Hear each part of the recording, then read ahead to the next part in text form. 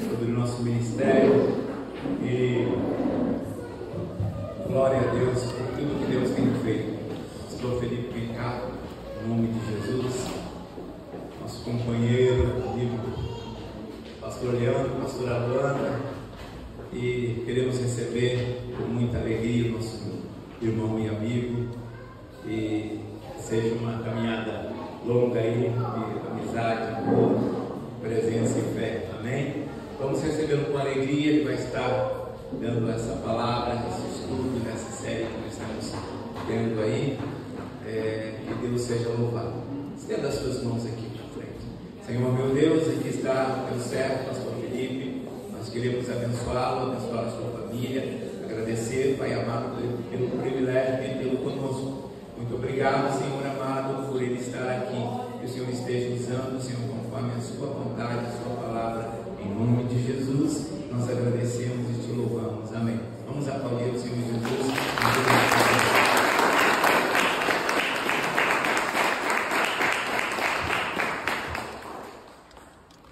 Esqueci de pegar uma água. Não pode deixar que já vem. Já vem. Não é nem que a gente tem sede, é que a gente fica nervoso, né? Então uns goles de água para disfarçar. Né? Pode se assentar, né? Bom dia. Que a graça e a paz do Senhor Jesus seja uma verdade na nossa vida. É uma honra poder andar com vocês aqui. Cada vez que eu venho com uns 2, 3 filhos a mais. Ver quantos que eu vou ter na próxima vez. Estou falando isso que minha esposa está lá em cima. Não. Agora a gente parou, agora, em nome de Jesus. Irmãos, meu nome é Felipe Artuzério, sou casado com a Juliana. A gente é pai da Helena, da Giovana, do Tiago e do João. A gente trouxe a Luana também aqui para estar conosco nesse dia. Ela é uma irmã, barra amiga, barra quase irmã biológica, né? A gente veio aqui para poder ter esse tempo com vocês. Quando a Luana de vocês mandou mensagem, eu pedi duas coisas para ela, que não seriam um empecilho para não vir, mas se eu pudesse vir com essas duas condições, para a gente seria uma honra. A primeira, que eu me convidei para estar na mesa, almoçando com os irmãos depois, para a gente poder ter um tempo de mesa. Né? Crente é complicado, né? Já se convida para comer, né? Eu queria muito ter a oportunidade de ter um tempo de mesa com vocês, a gente poder estar junto, a gente poder estreitar nosso relacionamento, porque a gente acredita que não é o ensino pelo ensino, mas é o compartilhar das nossas vidas juntos, das nossas angústias, das nossas dores, nossas alegrias. E a segunda coisa que eu pedi foi para se a gente tivesse a oportunidade de partir o pão no final hoje. Então vim aqui hoje para cultuar com vocês, para comer com vocês, para a gente poder partir o pão com vocês. E a gente dá mais um passo no nosso processo de aprender o que é ser igreja junto. Né? Então, nós não estamos nos tornando igreja, nós estamos descobrindo progressivamente aquilo que nós já somos. Nós não estamos nos tornando filhos de Deus, nós já fomos adotados, isso não é mérito nosso. Mas a jornada cristã é um processo de descobrir o que é um filho, descobrir o que é ser uma igreja. Uma das coisas que nos desafia quando temos a oportunidade de servir outras comunidades, seja na cidade ou em outros lugares, é que você não tem somente a responsabilidade de trazer um ensino propriamente dito. De acordo com aquilo que eu entendo, se fosse um ensino pelo ensino, você grava umas aulas no YouTube, e os irmãos assistem em casa, na comodidade dos seus lares, né? Fica até mais fácil, você consegue gastar até mais tempo gravando aulas e tudo. Hoje a gente vive numa era de tecnologia que nos ajuda a fazer isso. Mas o nosso grande esforço nessa manhã, o nosso grande empenho nesse momento aí, é de algum modo cooperar com a proposta que vocês estão tendo nesse mês em relação a essa celebração de um ano de plantação nessa igreja local. Vocês têm dado oportunidade para que alguns irmãos estejam aqui para trazer aquilo que vocês entendem por ser fundamentos dessa casa. Então o nosso esforço, o nosso trabalho, ele passa a ser um pouquinho mais, não sei qual é a melhor palavra, mas talvez um pouquinho mais complexo, porque através do ensino a gente tem a responsabilidade de trazer uma direção. A gente vai para lá, Como é que chega lá? Não sei. Vocês sabem? Também não. Então vamos procurar junto. Então a gente precisa trazer alguns apontamentos que dialoguem com a identidade da igreja local que está se desenvolvendo. Nós entendemos que toda a comunidade de fé, toda a igreja local, ela deve estar alicerçada na palavra, ela deve ser fruto do enchimento do Espírito Santo sobre a vida de alguns irmãos, mas essa igreja, ela não é feita do mesmo jeito que outras igrejas. Cada igreja local tem uma característica. E então, se ela é no Capão Raso, ela é uma igreja. Se ela é no Uberaba, ela é outra igreja. Se ela é a igreja que tem o Leandro e a Luana, ela é uma igreja. Se não tem mais o Leandro e a Luana, ela já vira outra igreja. Porque igreja, ela é uma junção do Espírito Santo com um determinado grupo de pessoas que de algum modo tem uma vida, uma cultura, uma identidade, uma autenticidade específica. Então, no casamento, por exemplo, são duas galáxias em colisão. Agora imagine esse grupo de pessoas aqui. Quantas galáxias? Quantos universos diferentes nós temos aqui? E o que nos une não é a afinidade, é o Espírito Santo. Então há um esforço gigantesco na hora de pensar no que trazer, porque você fica assim, Deus, o que você está fazendo naquela igreja? O que você está mostrando? Não é o que eu sei, não é nem o que eu gostaria de ensinar, mas é o que o Senhor está fazendo lá. Dá uma angústia preparar um sermão nessas condições, que misericórdia. Ontem de noite eu estava ali na parte final, daí minha esposa estava na casa do meu sogro, e eu estava falando para ela por mensagem, falei, olha, é a parte que eu mais amo, é a parte que mais desafia. Falar é a parte mais fácil, mas perceber o que Deus está fazendo. Então, a minha oração nessa manhã, minha primeira oração com vocês, é para que nós tenhamos os nossos olhos abertos para entender como Cristo está edificando a igreja. Glória a Deus. A igreja que todo mundo pode ter uma. Tem um monte de igreja que é só um capeta para manter aberto. E a gente tem que concordar com isso. Olha, tem um monte de igreja que o diabo ora a Deus para não fechar, porque foi ele que começou. Então, assim, cada um pode ter igreja, o diabo pode ter a dele, a gente pode ter a nossa, mas Cristo tem a dele. Amém. E o nosso intuito como irmãos em Cristo Jesus é participar da igreja de Cristo, como pedras vivas e como colaboradores, amém? Então, essa semana foi segunda-feira, eu estava lendo o Evangelho de Lucas, e eu fiquei muito comovido com a palavra que o Senhor trouxe, de repente, por um contexto um pouco mais amplo, mas ao mesmo tempo, o Espírito Santo falou comigo, domingo tu está indo lá fazer isso, que é sobre o encontro de Maria e Isabel, quando as duas estão grávidas. E aí o Senhor mostrou para mim que domingo eu ia visitar irmãos que são como Isabel. Daí eu lembro que da última vez, em 2019, eu fui lá, onde que era? Pinheirinho, né? Eu dei um abraço do pastor João lá e eu fiquei chorando, igual uma criança, ao lado dele umas horas lá, e agradecendo pela geração dele, e hoje ele foi orar por mim, é a mesma coisa. Eu tenho certeza que depois de tantos anos de oração, Senhor, de tantos anos de entrega, de tantos anos de serviço, vocês já geraram muita coisa no Senhor, mas vocês estão grávidos de novo. Glória a Deus. Vai ser uns filhos meio esquisitos, igual o João. Vai ser meio estranho, mas por terem permanecido em integridade diante do Senhor em todas essas décadas, é muito provável que vocês ainda não tenham nem ideia daquilo que está sendo gerado dentro de vocês. Mas tem algo. Eu venho aqui como a prima mais nova, né, para saudar, para reconhecer, para a gente estar junto. Deus também está gerando algo na gente, a gente não sabe se é menino ou menina, a gente não sabe o que vai dar, mas a gente sabe que tem uma vida de Deus na história. A gente está aqui para celebrar essa vida. E no final das contas, igreja não é reunir pessoas num lugar, mas é gerar algo em Cristo, pela obra do Espírito Santo.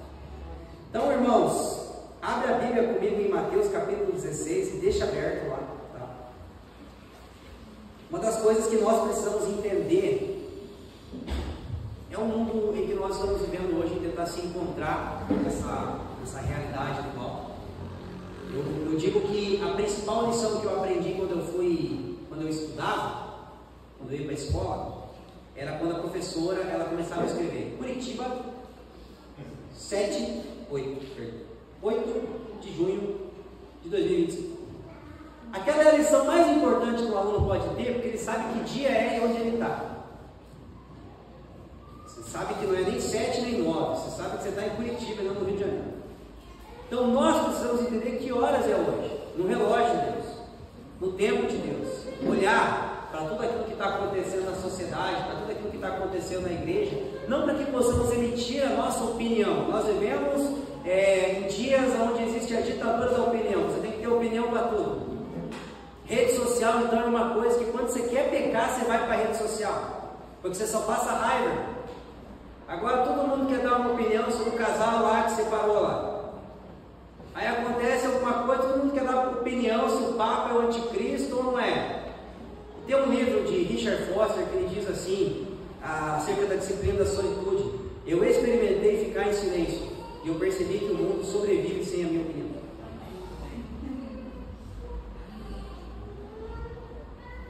Então a gente não olha para a realidade que está acontecendo ao nosso redor para emitir uma opinião, mas para desenvolver um discernimento. É diferente. E quando nós olhamos para a nossa realidade enquanto igreja, e também enquanto igreja no Ocidente em específico, que vem a ser a primeira parte, né, do mundo, que vem a ser alcançado pelo Evangelho em sua plenitude, existem mais povos não alcançados no mundo oriental do que no mundo ocidental. Uma das grandes características que nós percebemos é que nesses dias e no tempo do fim, o maior campo missionário do mundo ocidental é composto por aqueles que foram feridos pela igreja.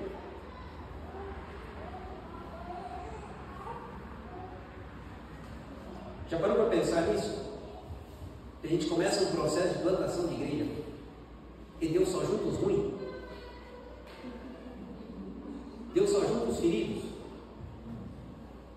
Só que isso é muito sério, porque quando, vamos supor, uma mulher ela tem um primeiro casamento traumático, o marido bate, trai, sai de casa, ou vice-versa, né? Porque hoje em dia a coisa está feia também para os dois lados, e de repente aquele cônjuge que é repudiado no primeiro casamento, ele dá a oportunidade de se casar novamente. Ele está dizendo assim: eu ainda acredito no casamento. Então, quando nós recebemos pessoas que passaram por problemas em outros contextos, existem duas certezas.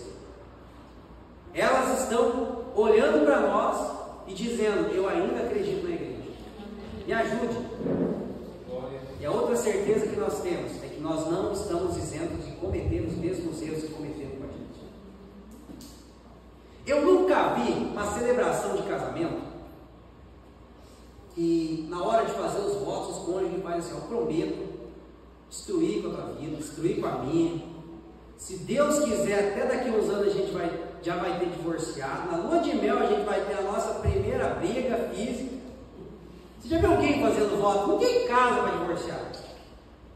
Ninguém planta uma igreja local para se tornar uma sinagoga de Satanás. Aliás, alguns sim. A igreja hoje em dia é um meio para ganhar dinheiro. Mas você percebe que as intenções que nos movem a começar um processo de plantação de igreja, elas são as melhores. E o que faz com que ao longo da trajetória nós deixemos de ser uma casa espiritual que está edificada sobre o firme fundamento que é Cristo e nos tornemos aqueles que encontram em Cristo uma pedra de tropeço. Não existe campo neutro no reino de Deus. Você pode ser isento em relação à política, e você não deve ser perseguido por isso. Eu não sou de esquerda, eu não sou de direita. Se você pensa assim, você não pode, você não deve ser perseguido por causa disso. Você tem que ter o direito. Mas no reino de Deus não existe neutralidade. Ou nós estamos sendo edificados sobre o firme fundamento que é Cristo, ou nós estamos encontrando nele uma pedra de tropeço. Porque o próprio Cristo disse: aquele que não ajunta, espalha. Então, o mundo oriental, ele carece da pregação do Evangelho, ele carece de ensino, ele carece de instrução, porque nós estamos falando de sociedades que ainda não foram alcançadas inteiramente pela pregação do Evangelho, pelo cristianismo. Mas o mundo ocidental, ele já ouviu sobre o Evangelho. Então a questão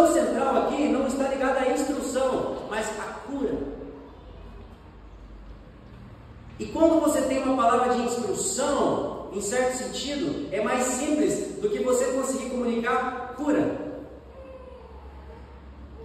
Porque a grande realidade é que, por meio da instrução, não estou banalizando o ensino, não é isso, mas por meio da instrução, nós devemos nos tornar pessoas que apacentam, que pastoreiam, que curam o coração dos outros, na medida em que os nossos corações são curados. Sexta-feira eu estava falando com um amigo meu, a hora que nós estávamos indo no mercado junto, eu falei, Wellington, sabe o que mais me chama a atenção nesses últimos anos? É que durante muito tempo Deus me usou através do ministério do ensino, e eu sou apaixonado por ensinar a Escritura. Se deixar, irmão, nós vamos até as 6 da tarde aqui, eu não enjoo não. Agora, quando eu estou ensinando a palavra, eu estou compartilhando com os meus irmãos aquilo que Deus me mostrou. Mas quando eu estou apacentando as ovelhas do Senhor, eu estou fazendo por elas aquilo que Cristo fez por mim. Aleluia. E hoje, a nossa grande demanda não é ensino, é cura, por meio do apacentamento. E nós estamos lidando com uma igreja que foi machucada pelos seus próprios irmãos. Então não é à toa que a gente percebe que existem centenas de milhares de pessoas que elas abandonam a fé cristã, não por incredulidade, mas por decepção. Às vezes decepção que são resultantes, obviamente, das expectativas que elas mesmas criaram. Não estou inocentando, não é uma questão de vítima e causador, é questão que nós temos um problema. Por exemplo, quando você vai conversar com um mendigo na rua, eu acho sensacional. Quando eu quero aprender de Bíblia, eu paro algum mendigo na rua e começo a conversar com eles. Eles são mais de Bíblia que nós, irmão, a maioria. Eu era ministro de louvor, eu era pastor, eu congreguei em tal igreja há tanto tempo. Ele começa a falar e fala, cara, por que tu não sai dessa vida? Não tenho força, não consigo. Joguei o exemplo mais extremo, mas a gente sabe que existem pessoas que elas não deixaram de acreditar em Deus. Mas por algum momento elas deixaram de acreditar na igreja. Mas não tem como você desassociar uma coisa da outra. Assim como existem pessoas que estão na igreja e não acreditam mais em Deus, mas estão disfarçando, elas desigrejadas da membresia. Na membresia. Então a gente precisa ter os nossos olhos abertos para lidar com o fato de que nós temos um grande trabalho agora. O Senhor não está desenvolvendo algo em nós para nós. Tudo aquilo que Cristo, tudo aquilo que Deus quer fazer por mim, Ele realiza em Cristo. Anote aí, Efésios capítulo 1, depois você lê. Eu não esqueci de Mateus 16, tá? Em Efésios capítulo 1, Deus te adota em Cristo, Deus te elege em Cristo, Ele te redime em Cristo, Ele te santifica em Cristo.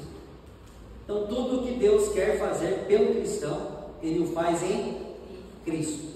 Portanto, tudo aquilo que Deus faz na vida do cristão, Ele faz para o outro.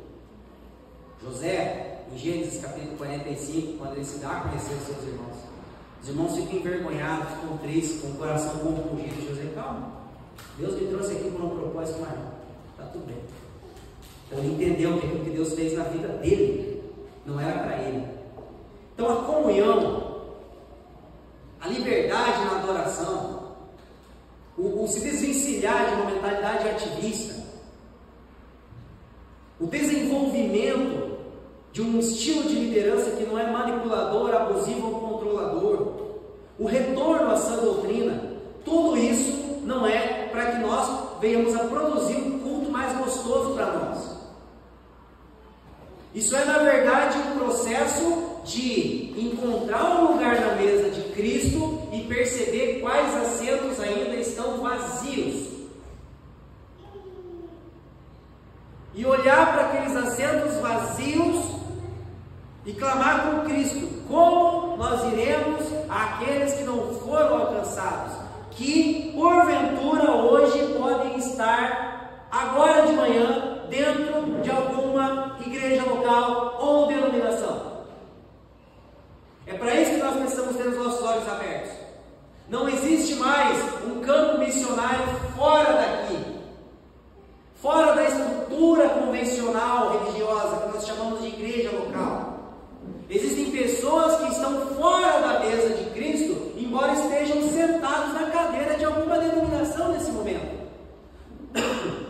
Só que o problema é que existem muitas comunidades que têm nascido pelo Espírito de Deus e carregam algo genuíno, mas isso sobe no coração às vezes, e eles começam a olhar para qualquer outra comunidade e falar mal.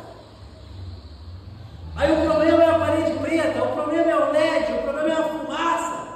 E eles começam a estereotipar críticas, que na verdade Jesus não está nem aí para isso. Quantos anos Jesus tinha quando ele começou a exercer seu ministério? 30. Quantas vezes por ano, no mínimo, um judeu tinha que ir a Jerusalém? Pelo menos na festa da Páscoa. Quantas vezes Jesus foi a Jerusalém? Pelo menos, até o início do seu ministério? Pelo menos 30 vezes. Quantas vezes Jesus virou a mesa? O problema é que a gente quer virar as mesas todo dia. Porque o sistema, porque as church, porque as denominações, isso, irmão. Jesus, ele não destruiu o templo físico em seu ministério tempo. Mas ele orou para aqueles que estão no templo ou não, sendo judeus ou não, precisavam ser alcançados pela forma do Evangelho. Então, que o Senhor nos dê a visão de Cristo. Os perdidos estão em qualquer lugar. E o nosso papel como igreja local é minimizar ao máximo o número de perdidos entre nós, para que todos os que estão entre nós tenham um lugar à mesa do Senhor Jesus. Amém? Então vamos para Mateus capítulo 16, por gentileza, que agora a gente vai começar a introdução. Mas não se assuste, fica tranquilo, que o almoço não vai esfriar. A gente vai conseguir terminar no horário certinho, tá? Até porque se eu passar do horário, a minha esposa vai começar a olhar torto para mim ali no fundo. Ela não vai deixar eu passar do proposto. Mateus capítulo 16, um texto conhecido, né? Talvez um dos textos mais importantes do Novo Testamento. Que a partir do verso 13 diz assim: E chegando Jesus às partes de Cesareia de Filipe, interrogou os seus discípulos, dizendo: Quem dizem os homens ser o Filho do Homem?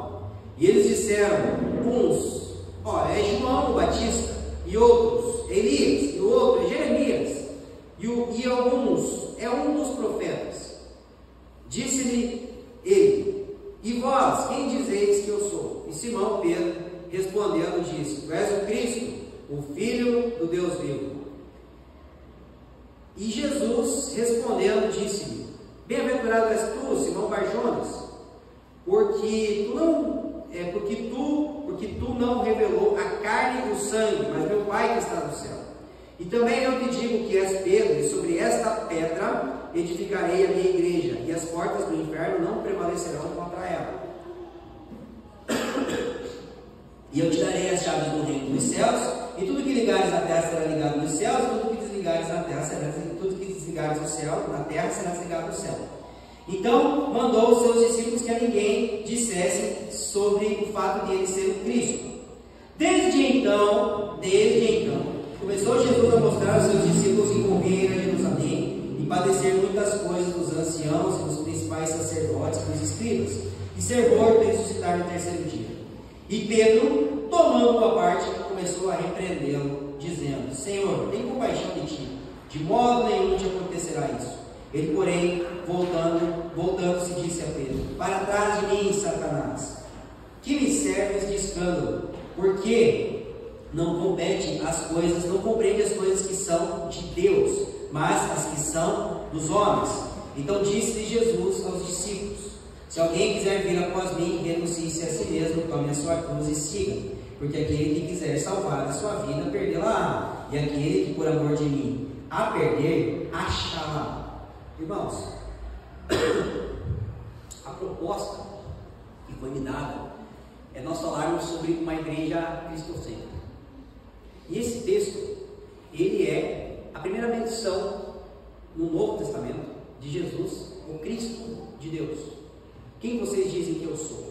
Pedro, ele recebe uma revelação de Deus, e a primeira pessoa para quem ele me conta essa revelação é o Filho de Deus. Tipo assim, eu estou aqui no culto e Deus me dá uma quentinha do céu assim, só que não é para falar para o pastor João, não é para o Leandro, não é para os irmãos. Eu recebo uma revelação de Deus, eu conto para Deus. Então veja bem, aqui Jesus é compreendido como o Cristo. Só que curiosamente, logo em seguida, Jesus ele começa a falar sobre o espírito da vocação do Cristo. Então primeiro, Pedro tem uma revelação de Deus, você é o Cristo. E logo em seguida, Jesus começa a falar então sobre como essa vocação se materializaria na prática. Ou seja, a revelação ela traz um direcionamento. E quando Jesus começa a ensinar sobre o espírito da sua vocação, ele está trazendo um discernimento de como ele chegaria lá. Olha, eu vim ao mundo, enviado por Deus, para ir para Jerusalém e deixar meus irmãos me matar. Eu vou sofrer na mão deles, eu vou morrer, e eu vou ressuscitar no terceiro dia. Pedro, sempre ele, Jesus, vem aqui, se depender de nós, fica tranquilo, isso não vai acontecer não. Ímpeto, zelo, cuidado. Pedro se opõe à missão de Cristo em benefício de Jesus. Em favor de Jesus, ele se opõe à missão do Cristo. Então, o grande problema que nós enfrentamos hoje, irmãos, é que o fato de Jesus ser o assunto não quer dizer que ele é o centro. Tem alguma igreja hoje que não está falando de Jesus agora? Tem cruz, tem alguma coisa na placa que aponte para Jesus, nas músicas a gente fala dele, no ensino a gente vai falar dele. Então Jesus é o assunto. Mas isso não significa que ele é o centro. E a forma mais fácil de perder Cristo do centro é fazendo com que Jesus continue sendo o assunto apenas. Esse é o problema. Jesus é o nosso assunto, mas já deixou de ser o nosso centro. Isso acontece primeiramente porque nós podemos ser pessoas que têm revelação, mas não têm discernimento. Porque a revelação, ela vai trazer um destino, um alvo final, um telos, uma referência daquilo que já é da eternidade. Por exemplo, Deus chama Abraão em Ur dos Caldeus, ele concede a Abraão uma revelação: você vai ser pai de multidões. Eu vou te dar uma terra, eu vou te dar um povo. Então aquilo era uma revelação. E o processo entre a promessa e o cumprimento da promessa, ele acontece para que Deus desenvolva dentro de Abraão uma estrutura que lhe conceda discernimento de como ele alcançaria a promessa. Aí Abraão, em um momento de falta de discernimento, ele vai lá e faz Ismael. Ele tinha a revelação correta? Ele tinha. Mas ele não discerniu o que Deus estava fazendo. E o problema é que muitas vezes nós começamos coisas no espírito e terminamos na carne, porque nós temos a revelação como um referencial, mas não temos discernimento de como chegar lá. Isso serve para tudo na vida. O irmão solteiro, ele chega e fala: pastor, quando um irmão solteiro chega e fala: pastor, preciso falar com você, espere que você vai ver. Deus me revelou. Entendi. Quem? É uma varoa. Hoje em dia, de falar que uma varoa celebra. É verdade. O mundo está tão complicado hoje em dia que se o irmão falar que é uma varoa, celebra. Então pode ser que Deus revelou mesmo. Por exemplo, Deus falou comigo que eu ia casar com a Juliana antes de qualquer. Primeiros 2, 3 dias que eu conheci ela, Deus falou: ela vai ser tua esposa e mãe dos teus filhos. Tanto que eu pedi ela em casamento, depois eu pedi ela em namoro para chegar no noivado e casar de vez, para daí começar a namorar de verdade, né? Por telefone eu falei: olha, Deus falou comigo que você vai ser e minha esposa, se você aceitar, a gente namora, depois a gente noiva e casa. Nada romântico, pastor. Faltou um pouquinho ali de sensibilidade, romantismo, mas eu pedi ajuda no casamento primeiro. Porque Deus tinha me revelado.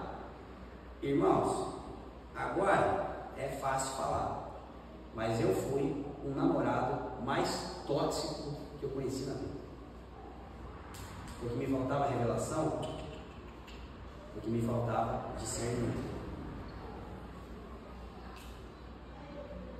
Ela tem mais galardão que eu. Sofreu.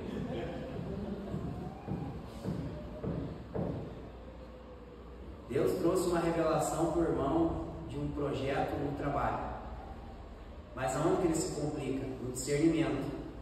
Aí quando a falta de discernimento desvia ele do propósito, ele diz que não foi de Deus. E aí quando ele quer espiritualizar a coisa, ele diz, Deus está me dando uma nova direção. Pensa num Deus confuso, Deus dos evangélicos. A cada 3 meses, Deus, eu acho que Deus ele põe o Waze, ele é para cá. Daí acabou a bateria do celular, ele vai lá e coloca o endereço errado. Não, ele vem para cá. E a cada 3 meses Deus está trazendo uma direção nova para a nossa vida. Porque a nossa falta de discernimento não confessada nos leva a dizer que Deus está mudando de rota. Então, revelação sem discernimento é o caminho mais rápido para que nós possamos nos opor ao Cristo em favor de Jesus. Tem muita igreja fazendo coisa para Jesus agora que está atrapalhando a missão do Cristo. Quem está entendendo o que eu falo? Então, por exemplo, vamos lá. 3 formas de tentar salvar a própria vida. Porque esse é o grande ponto. O que estava em xeque aqui? Pedro, ele estava preocupado com Jesus.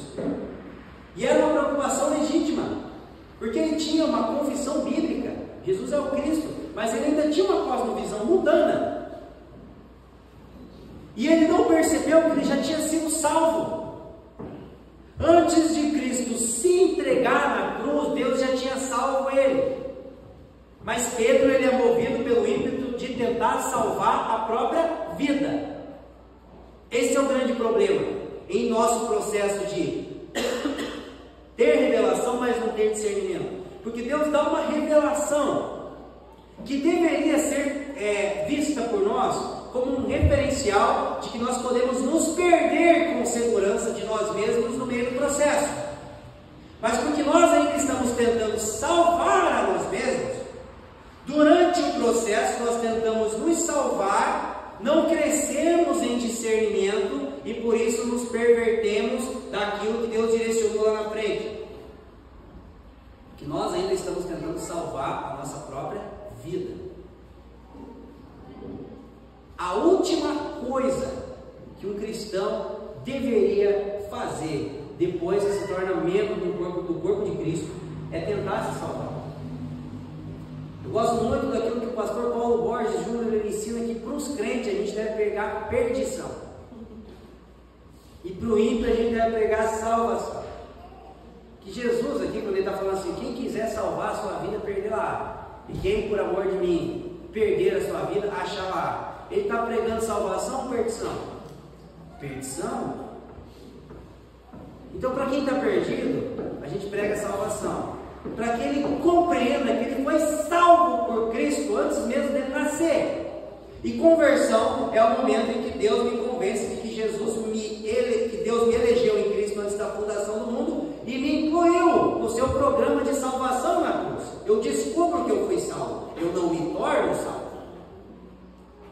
Deus não tem um arcanjo, embora a oração que a gente fez é válida, eu fiz essa oração quando me converti, mas não é que quando você é Cristo, escreve meu nome no livro da vida. Aí, Miguel, Felipe Bartoszewski, como é que escreve Bartoszewski? Soletre. Tá. Aí ele desvia, risca, aí converte. Aí eu fico pensando, deve ter um monte de folha furada no livro da vida, assim, tanto escrever e apagar. Irmãos, esse livro já está escrito antes da fundação do mundo. Então, talvez a melhor oração seria: Deus, me ajuda a nunca esquecer que o meu nome sempre esteve no teu livro. E que por Cristo Jesus, você vai conservar esse nome até a redenção se completar. Então, eu descubro que eu fui salvo, para que a partir de então eu possa me perder com segurança. Então, o problema é que a gente está trazendo pessoas para a igreja para ensiná-los a se salvar, quando na verdade nós deveríamos encontrar formas seguras de nos perder em Cristo em favor do irmão. Por exemplo, algumas formas, de nós tentarmos nos salvar. O aperfeiçoamento moral centrado em si. Pastor sofre com isso, de misericórdia. O irmão, quando está com a vida toda arrebentada, ele procura. Aí a gente tenta arrumar a vida do irmão. Só que quando arruma, o irmão some. Então eu fico pensando assim, às vezes eu acho que Deus quer deixar a nossa vida ruim, porque no final das contas é o único meio que Ele nos encontra para ter a gente por perto. Porque se Ele arrumar a nossa vida financeira, a gente vai viver a própria vida, vai gastar, vai vir aqui uma vez por mês para tomar ceia, para não perder salvação e dar um bom dízimo e achar que está tudo certo. Mas quando a gente está com a vida ruim, a gente está aqui reclamando. E aí, aperfeiçoamento moral no processo de apacentamento, aconselhamento ou discipulado, que não visa o desenvolvimento da vocação, é terapia cristã. Aí as pessoas confundem discipulado com terapia. Eu sei que discipulado é o tema da semana que vem, mas discipulado não é terapia. Pastor, estou mal. Grandes coisas, está falando com alguém que também está mal. Ou a Copel chega só na tua casa. Irmãos, não existe ser no mundo mais fiel que o seu barriga. Dia 10 o seu barriga da Polar vai chegar para mim. Ah, mas não é só eu. A Copel, a Sanepar chega para todo mundo. Casamento difícil todo mundo tem. Filho atentado todo mundo tem. Conta para pagar. Todo mundo. Pastor, estou com um problema. Ai, graças a Deus, você descobriu que você é um humano. E aí arruma. Auxilia no processo de resolução dos problemas. Só que a pessoa quer fazer isso para viver os seus próprios sonhos, os seus próprios projetos. Quando na verdade a gente precisava entender que a resolução dos incêndios, dos conflitos, é o que Jesus fazia pelas multidões. Está cego, então enxerga, não consegue andar, anda, está morto, ressuscita, está com fome, come. Para quê? Para começar a me seguir. Então aquilo que a gente acha que é o fim do discipulado cristão, na verdade é o começo. Intervenção pastoral é o início da jornada. Por isso que tem gente que eu acompanho há anos e nunca consegui discipular. Porque eu estou sempre tendo que apagar o incêndio da vida dele. Nunca consegui andar com Cristo do teu lado. Porque toda hora eu estou tendo que te dar de comer, curar tua cegueira, arrumar teu joelho que está torto, ressuscitar você quando você morre, expulsar os capetas de vez em quando. Mas andar com Cristo que é bom, a gente não consegue. Então eu ando com você há anos, nunca consegui ser discípulo com Jesus ao seu lado. Porque a intervenção pastoral, ela serve para nos colocar no caminho onde a gente se desvia vez ou outra, ou numa crise, ou num problema, ou numa doença, situações externas, internas, para que então nós possamos desenvolver vocação. Milagre da multiplicação de pães e peixes, todo mundo conhece, né? Sabe qual que é o maior milagre que está implícito ali? Não foi Jesus mandar todo mundo satisfeito para casa. Jesus podia fazer aquele deserto inteiro, virar um pãozão gigante, atracar uns peixes gigantes ali, que dá para fazer churrasco de peixe até hoje, estava tudo certo. Os irmãos, 3 dias com fome, 3 dias sem comida. Aí Jesus, olha a maldade que ele faz, separa em grupo de 50 em 50, 20, 40, 60 grupos de pessoas. Para que organizar, irmão? Faz um na terra. Deus veio descer pão do céu. Você é o filho dele, acelera o processo, o povo está com fome, Jesus. Aí, em vez de montar uma diaconia maior, ele pega 12 para alimentar 60 grupos que estão com fome. Eu ia olhar para Jesus, não é por nada, mas acelera aí. Olha quanta cara feia de fome aqui, Senhor. estava fazendo um outro milagre. Naquele momento em que os discípulos estavam dando às multidões de comer, é o momento que 12 homens não estavam pensando em si. Então, multidão come, discípulo dá de comer. E é para isso que o Senhor quer desenvolver a nossa vida, sarar nossas feridas, curar nossas chagas. Próximo ponto, onde a gente pode se perder tentando salvar a própria vida: o exercício do rito, propriamente dito como um fim em si mesmo. Por exemplo, aí eu entendo que eu fui salvo com um propósito, mas aí eu começo a achar que o meu chamado é cuidar da mesa de som, ou é tocar, ou é pregar, ou é pastorear, produzir um bom culto para Deus, arrumar uma estrutura boa para Deus, desenvolver uma programação boa para Deus, entender e pregar a melhor teologia possível. O Paulo, Calvino, Lutero, Cristo, um pouquinho de cada ano. Desenvolveu o melhor projeto missionário da cidade de Curitiba. Só que sem perceber, no rito, eu perco de vista as pessoas. Deus não nos chamou para ser administrador de curral, Ele nos chamou para ser pastor de ovelhas. Estou congregando na Cornerstone Curitiba agora, e aí alguns irmãos perguntaram para mim: ei Bartô, o que você está achando da corda? Eu falei: olha, eu não sou isso 9.000 anos de igreja, mas até agora eu conheço o que a Cornerstone faz. Então a Cornerstone faz culto, faz programação, faz teologia. Eu só vou conhecer quem a Cornerstone quando eu conseguir sentar na mesa com os irmãos que acompanham. Então, as pessoas chegam aqui: eu vou vir visitar a igreja lá. Daí eles veem o que a gente está fazendo aqui, Leandro, eles acham que a igreja é essa. Sem perceber que pode ter muito mais vida de Cristo na mesa, porque aqui é o que a gente está fazendo, aqui não é o que a gente é. Aqui é o que a gente entrega para Deus.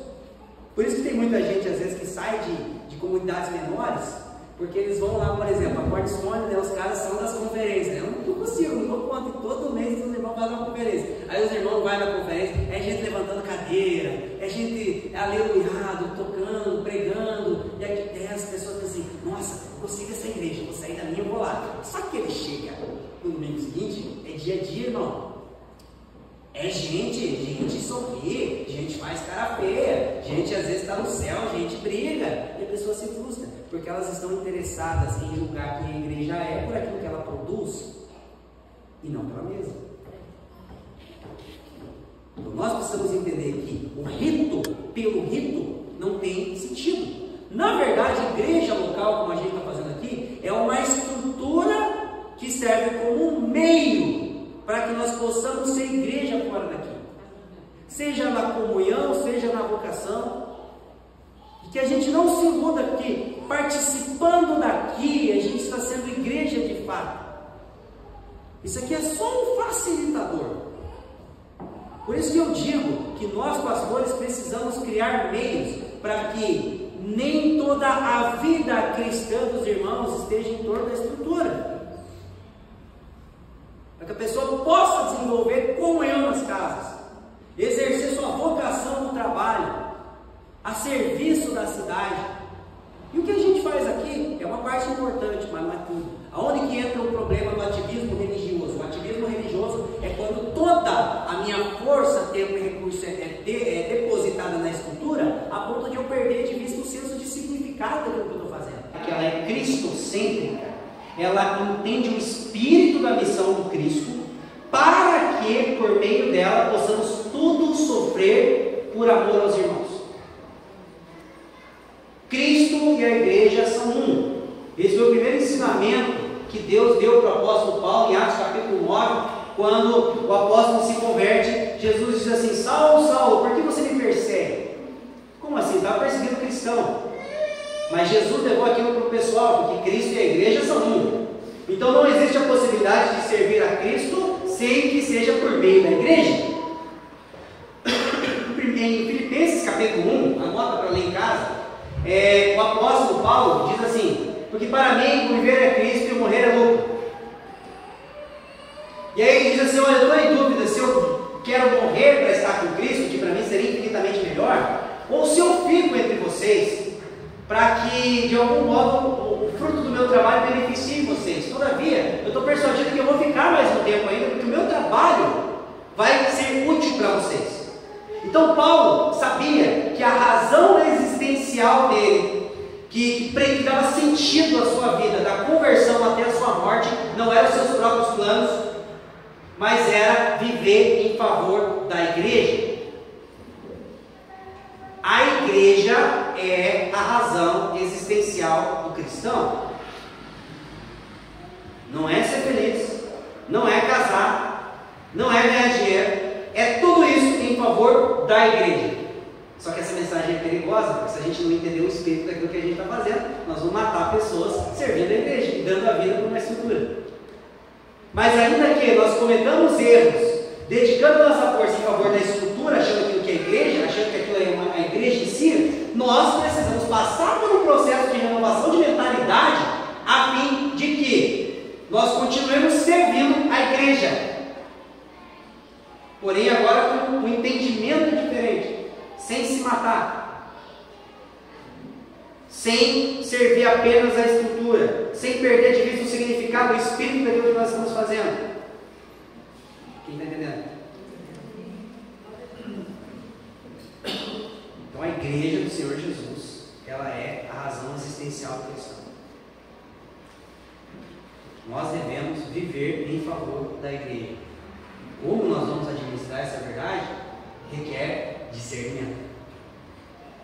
Mas não é porque falhamos em discernir em alguns momentos, porque muitas pessoas estão falhando em discernir isso, que eu vou, de algum modo, banalizar isso. Então, por exemplo, nós somos pessoas aqui que nós não estamos aqui para salvar a nossa própria vida. Estamos juntos? Então, assim, não tem culto bom, culto ruim. Crente não é jurado de culto. Eu já vi igreja onde os irmãos são assim, ó, se Deus vem, até esse Deus vem me incomoda, né? Vamos usar os termos.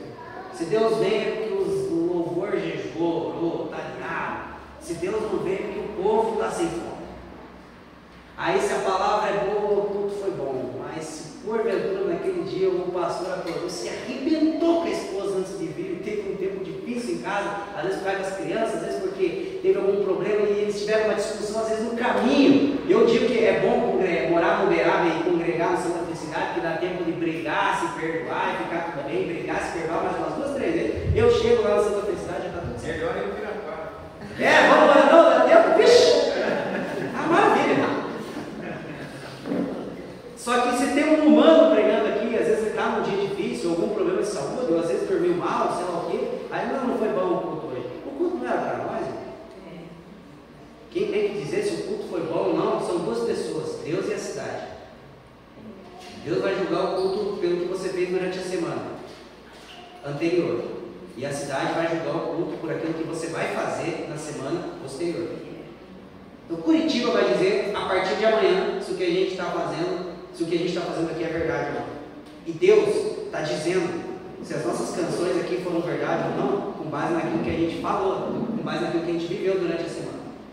Então Deus olha para a nossa semana e sabe se a gente está cantando ou se a gente está mentindo. E a cidade olha para a nossa semana e sabe se a gente está aqui cultuando ou se escondendo. Estamos juntos? Não estamos aqui para variar. Crente bom suporta a igreja ruim. Crente maduro aguenta todo mundo, irmão.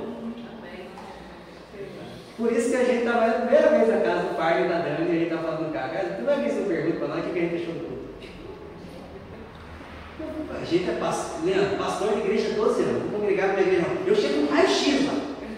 Eu vejo tudo que tem de bom, mas ao mesmo tempo aí, voluntariado, tá zoado ali. Kids, misericórdia, as crianças estão botando fogo na salinha. Eu começo a olhar e falo, cara, aqui, tal, aqui, ele fala, meu Deus, sai capeta. Ui!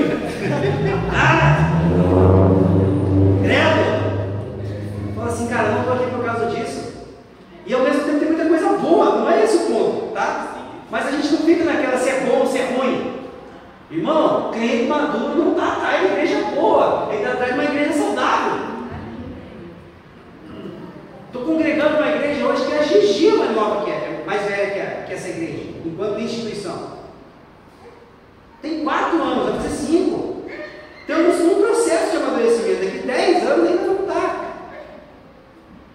A gente não pode ser forçado pelas expectativas evangélicas de tentar promover uma coisa que agrade todo mundo. Nem um shopping center consegue fazer isso. Quem está entendendo? Então, nós não estamos aqui para tentar se salvar. Sabe? Outra coisa, irmãos. Nós precisamos entender que, por mais que sejamos uma comunidade de pastores, com pastores, tem pastores, tem liderança aqui, mas nós precisamos nos tornar uma comunidade de pastores. Você é responsável pelo teu irmão. Sujeitai-vos mutuamente uns aos outros no temor de Cristo. Olha que lindo isso. Lá em casa, por exemplo, eu estou congregando uma igreja hoje, que a nível pastoral, não estou fazendo nada. Todo ano sabático, está sendo uma delícia. Eu vou lá, presto culto, não sei nem onde está as vassouras. E até dezembro eu não quero nem saber. Está sendo uma delícia. Só que na minha casa, eu nunca fui tão pastor nesses últimos 12 anos. Meu Deus do céu, é gente lá toda semana. Pessoas que o Senhor nos deu. Pessoas que são da igreja onde eu estou. Alguns que são da igreja local de onde eu saí. Alguns que não estão em igreja nenhuma a nível local. E são pessoas que o Senhor nos deu. E a gente está ali, vivendo comunidade junto. Tem hora que a gente entra na briga ali, Leandro, tu tem que ver. Mas não é briga. Porque não vai ser um ajuntamento de quadrilha onde ninguém põe o dedo na ferida de ninguém. A gente vai cuidar uns dos outros, a gente vai chorar junto, a gente vai sorrir junto, a gente vai tratar pecado junto, a gente vai sonhar vocação junto. Isso custa dinheiro, isso custa tempo, isso custa energia, mas não existe outra forma de ser igreja. Então, ser família nas casas. Abre tua casa uma vez por semana, se você não tem o costume. Irmão, não é célula. Não estou falando de célula, não estou falando de GP. Isso tudo é bênção, mas não é disso que eu estou falando. Abre tua casa, troca um zap com os irmãos e vão marcar quando essa semana. Eu na tua casa, você na minha. E não precisa ficar fazendo muita sala. Eu não marco, porque eu quero servir o irmão com excelência e esse mês está difícil. Irmão, não é por nada, mas enquanto o 9 dedos estiver governando, você acha que vai ter um momento bom para a gente conseguir ter uma mesa? Não. Pelo amor de Deus, né? Não fica esperando o momento propício, está difícil, cara. Eu digo, cara, que há um tempo atrás lá em casa parecia reunião do PT, irmão. É só pão com mortadela mesmo. Agora já evoluiu, pão com vina. E tem dia que não tem nada, tem dia que eu tenho que comprar agora. Eu falo, cara, entra aí no carro e vamos junto. Já fui para o Rio Grande do Sul de carro com alguns irmãos que hoje são discípulos do Senhor que Deus me deu. E a gente ali, cara, ora junto. É que hoje em dia a gente paga todas as contas por Pix, né? Mas tudo pelo celular. Mas está na fila da casa lotérica, vai no mercado, não precisa ficar fazendo muita sala. Eu lembro que até ano passado, quando eu era pastor na família, alguns irmãos falavam, Bartô, eu quero ter um tempo de mesa com você. Eu falo, irmão, com todo respeito, mas não tenho muito tempo para ficar tendo tempo com macho. Não consegui sair nem com a minha esposa essa semana. Então assim, vamos lá na oficina, vou costurar a Bíblia lá, vamos fazer as coisas. Cara, e nisso a gente vai vivendo vida junto. É lindo. Pastor, tinha uma época que os irmãos, quando iam lá em casa, eles já perguntavam, Bartô, pega com roupa de serviço ou não?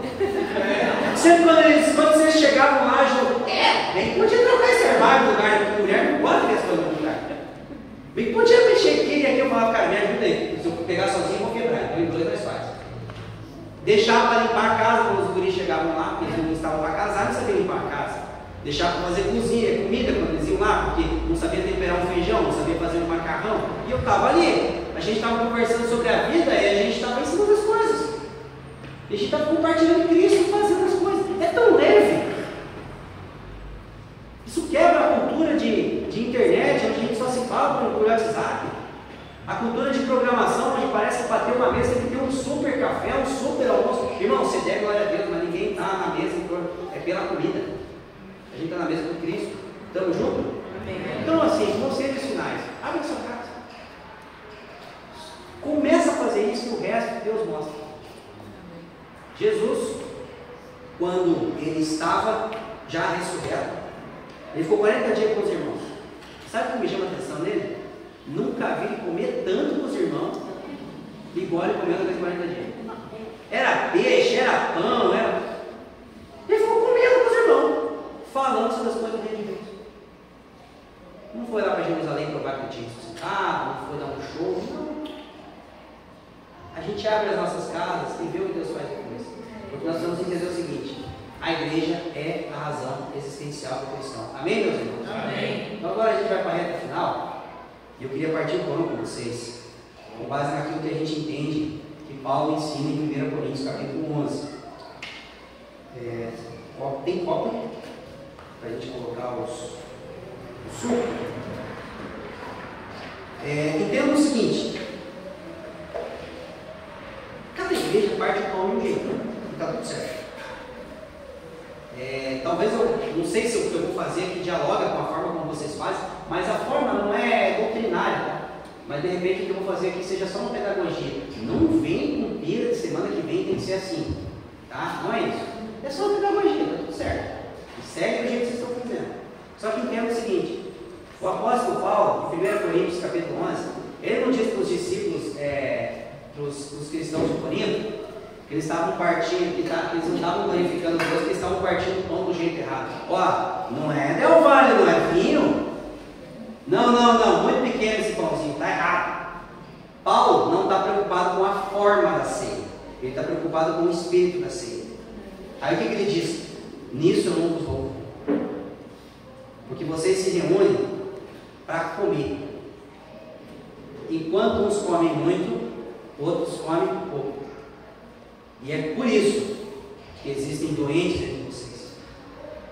Existem uns que estão mortos entre vocês. Irmãos, isso é terrível. Deus não diz, Paulo não diz que a igreja de Corinto estava doente porque o louvor não estava nos melhores, que a pregação não era poderosa, que o culto não era bom. Paulo diz em 1 Coríntios que a forma, o espírito pelo qual eles estavam partindo o pão estava adoecendo pessoas. Olha a seriedade do que é a ceia. E o que ele questiona aqui? Vocês estão reunindo para celebrar aquele que nunca pensou em si, olhando só para vós mesmos. Olha o perigo disso. A ceia, irmãos, ela não é a renovação do meu voto com Deus. Porque quem sustenta a nova aliança é Cristo. Mas veja bem, ela é um memorial onde nós renovamos os nossos votos uns com os outros, relembrando o espírito do culto e da vocação cristã, que é ser uma comunidade de irmãos que não pensam em si, que se reúnem para celebrar aquele que nunca pensou em si. Então Jesus é o Cristo, aquele que nunca comeu o pão inteiro, porque todas as vezes que ele pegava o pão, ele dava graças, partia e dava. E aí quando a gente olha para quando Paulo fala, examine-se a si mesmo, porque aquele que come o pão sem discernir o corpo, irmão, se você for examinar a si mesmo para procurar pecado, fica tranquilo, você vai achar. Porque aquele que diz que não tem pecado é mentiroso. E a gente às vezes faz julgamento de mérito. Essa semana, cara, só discutir com a esposa, não bati, não xinguei, a mãe, não amaldiçoei o pai dela, não dá para comer. E aí às vezes a gente, quando tem culto de ceia, uma semana antes a gente já começa a dar uma ajeitada já. Porque a gente fica com vergonha de não partir, de não comer a ceia. Porque senão as pessoas vão ver que a gente cometeu algum pecado, ou a gente fica com vergonha de mentir para Deus, mesmo estando em pecado, falar e come. Eu falo, cara, me resolvo com Deus, me resolvo com o irmão, e agora? E a gente fica fazendo aquele julgamento de mérito, achando que é isso. Mas sabe o que Paulo quer dizer também? Eu não estou querendo anular uma coisa em detrimento da outra. Mas assim, se você procurar pecado e não encontrar, aí você está inapto para comer o pão. Porque uma coisa que a gente sabe é que a gente é indigno. Examine-se o homem a si mesmo. Mas olha os versículos anteriores, ele questiona o fato dos irmãos estarem pensando em si. Então examine-se o homem, examine-se a si mesmo. Onde é que está o teu irmão, o teu salário? É sério que a gente só consegue ganhar para nós mesmos? É sério que a única coisa que a gente consegue comprar no mercado quando a gente vai fazer a compra do mês é para nós? Onde é que está o meu irmão no cartão que eu tenho na Marisa? Onde é que está o meu irmão na minha mesa? Onde é que está o meu irmão nas minhas orações? Irmão, dá um bom de fubá para alguém.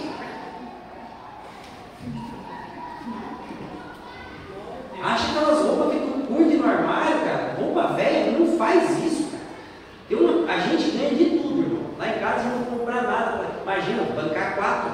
Misericórdia. O máximo que a gente faz, graças a Deus, nesses últimos anos é comprar roupa íntima, porque Deus prometeu que ele ia dar e beleza. Só que eu quiser fazer um agradinho, né? Tal. A gente ganha tudo. Se você perguntar aqui, não se calça, Bartol, o teu. Qual é a tua marca de roupa? Deixa eu falar daqui, ideia. Eu uso tudo. Mas me dá uma dor quando a gente vê gente dando resto. Porque ela esquece que não é com o Bartol. Eu não mereço nem resto, eu mereço estar pelado, eu não sou digno. Um trapo que serve para vestir cachorro, eu não sou digno de usar. Mas você faria isso com o teu Senhor? Então onde é que está teu irmão? Se for para ganhar mais, para comprar um carro novo, ganhar mais, para poder, de repente, ficar com o que eu tenho, mas dividir alguma coisa com o meu irmão, o que eu vou fazer? Entende? Onde está o teu irmão, o teu tempo, o teu recurso, a tua energia? Não é para parar de gostar de futebol, não é para parar de ter teu hobby, não é isso, irmão. Não é para parar de ter tua viagem, tua roupa nova, a comida que você gosta, mas onde é que está o teu irmão?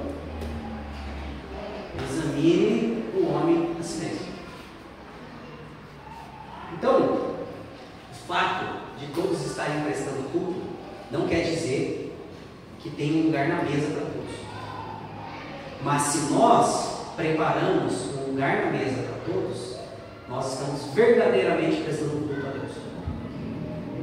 Então, culto é preparar um lugar na mesa. Efésios capítulo 5, eu só vou fazer menção desse texto, tá? Não vou desdobrar ele, porque eu sei que meu horário já estourou.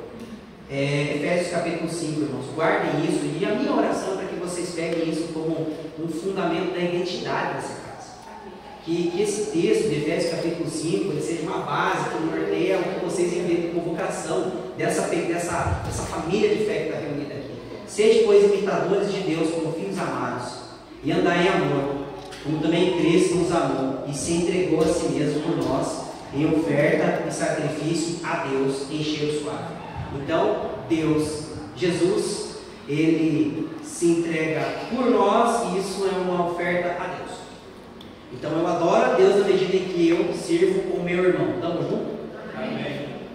Então, assim, eu gostaria que cada um viesse aqui, a gente vai partir esse pão agora, só que assim, você não vai vir pegar o pão para você, vai vir pegar pão para alguém. Porque, irmãos, eu sei que é uma questão de semântica, mas muitas vezes isso fala acerca do nosso entendimento. Tomar ceia é uma coisa, partir o pão é outra. Tomar a ceia para mim é uma coisa, partir o pão com o Leandro é outra. Não estou falando que é para a gente mudar a nomenclatura, tá? Mas assim, você não toma ceia para você. Pode continuar chamando de culto de ceia, domingo de ceia, a gente não quer mudar aqui a estética da coisa.